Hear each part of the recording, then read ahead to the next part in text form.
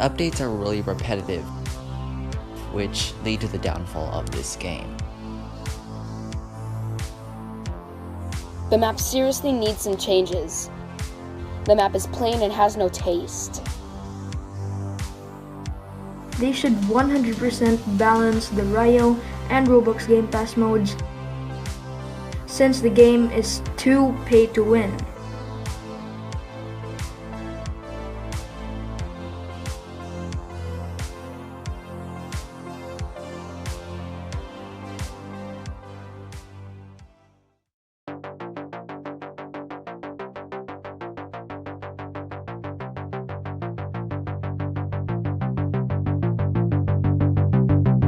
Imagine if one day you woke up and you had to be a game developer for multiple big Roblox games.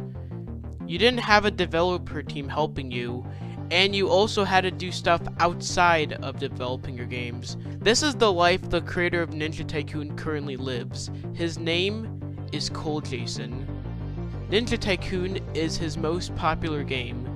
Ninja Tycoon has always had problems, ever since its earlier stages of development. So he made like the defense was like stronger than freaking 6-packs. It was really good. And this game pass costs like freaking 246 Robux. While in-game problems come and go, others do not. Some problems go outside of the game.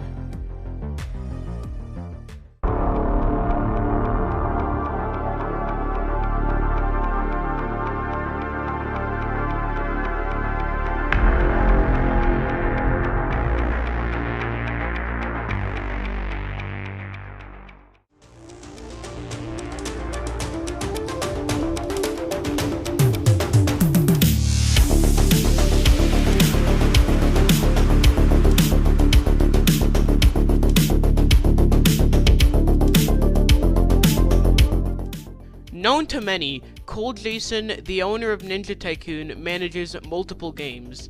These games include Slayer Tycoon, another anime-based Roblox game centered around the show Demon Slayer. Also, One Piece Tycoon, centered around the anime series One Piece.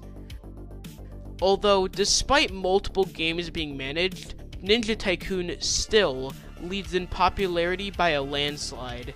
So that just brings the question, why are there still so many glitches that have been reported but still haven't been fixed?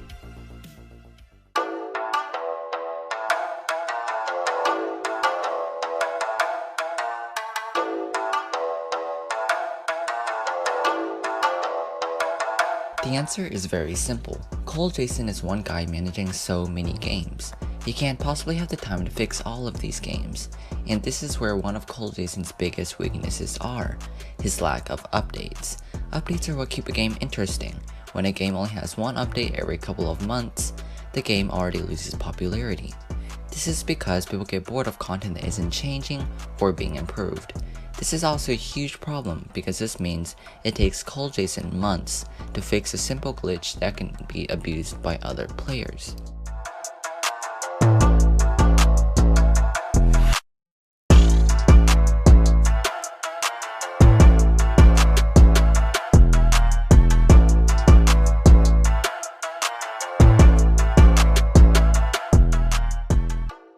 Some people may argue that hiring a developer team costs a lot of money, and it can. However, Jason makes a lot of money from his game, since so many people buy his game passes as well as premium members playing the game. He's probably made thousands of dollars from Roblox.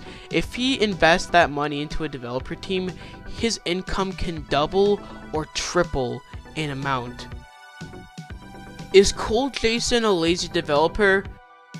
No, in fact, he is the opposite of lazy. Many people think he's lazy because of the lack of updates on all of his games, but the truth is that he just has way too many things to work on. Hiring a developer team would really take away some unneeded stress from his life.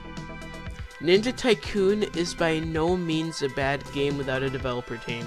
The game should have a developer team if Jason wants the game to excel. If the rest of the problems mentioned in this video are going to be fixed, I think it all starts off with a better developer team.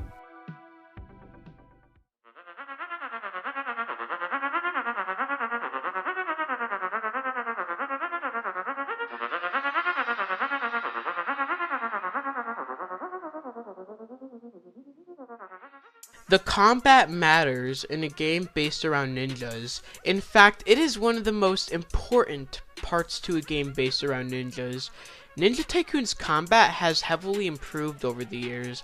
However, one problem that has always stayed consistent is the unbalanced things in the game. From attacks to modes, the game simply needs to be more balanced.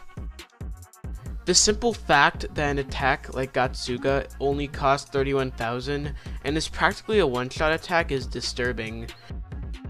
This attack isn't even a game pass. There are so many more expensive attacks like Kirin that cost 51,000 and don't even compare to Gatsuga. And then we have Susanoo Ribcage, which is basically 5 seconds of having a force field, which makes you unkillable. Stuff like this ruins the game and makes the game unbalanced. Being able to have 5 seconds where the opponent can attack you is a game changer, because in that 5 seconds, the user can do everything the opponent can do. There is no downside to using it.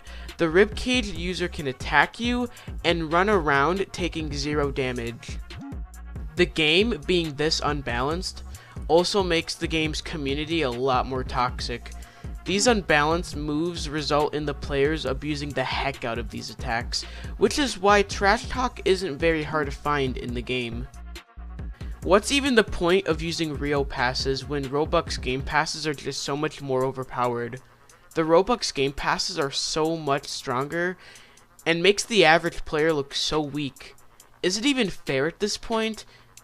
I'm not saying that game passes can't give the player an advantage, but when the advantage is so huge, like 6 paths, what's the point of playing the game without buying game passes?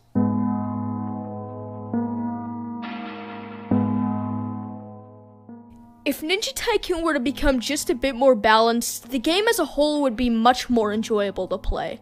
Doing this can decrease the amount of toxic players who abuse these unbalanced features for their own benefit. Better playing experience for newer players. You see, Ninja Tycoon is far from bad, and as a matter of fact, it is quite professionally done.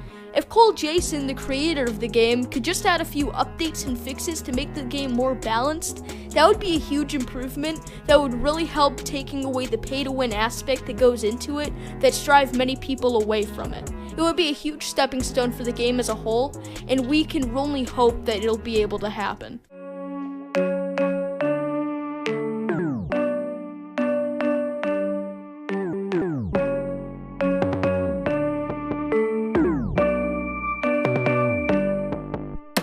Many games have different components. Gun games have guns, basketball games have basketballs.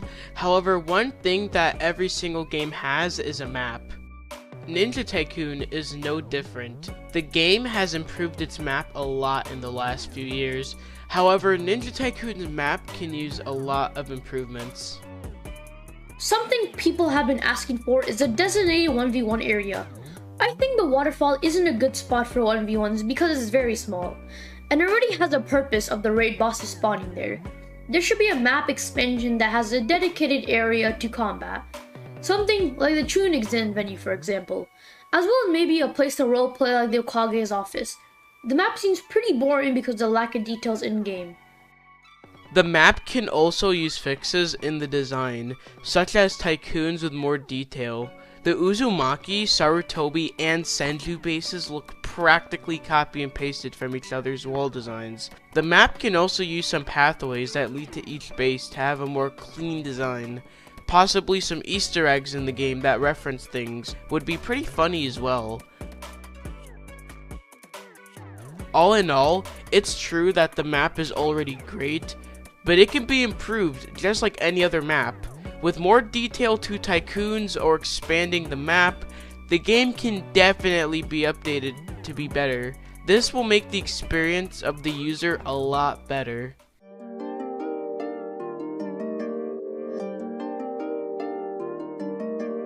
If the game wants to succeed in the future, the developer Cold Jason needs to make some changes. This is how all games improve, by changing or adding new content into the game. If Cold Jason is able to fix the problems mentioned in this video, Ninja Tycoon will more likely gain a lot more active players. The game isn't dead, but a drop in concurrent players is currently happening. If Cold Jason doesn't fix this soon, the game might die out soon.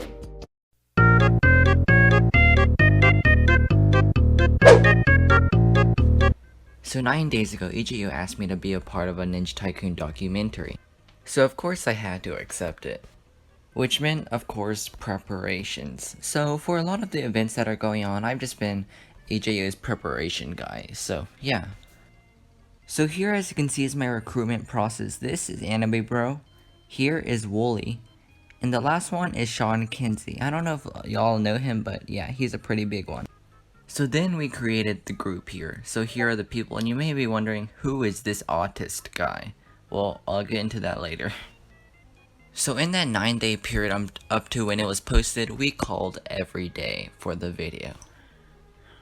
So right here is the script we used. So right now I'm viewing it on mobile since I can't record on a computer for now. So here's how our script looked like. So as you can see, we just talked about general things like the script and devs. So that is our script right there. And on to the guy I was talking to, Vulture. Because not a lot of y'all know this, but like this was kind of like a last minute recruit by EJ, since he needed more people to do voices, since you know he wanted to post it quicker.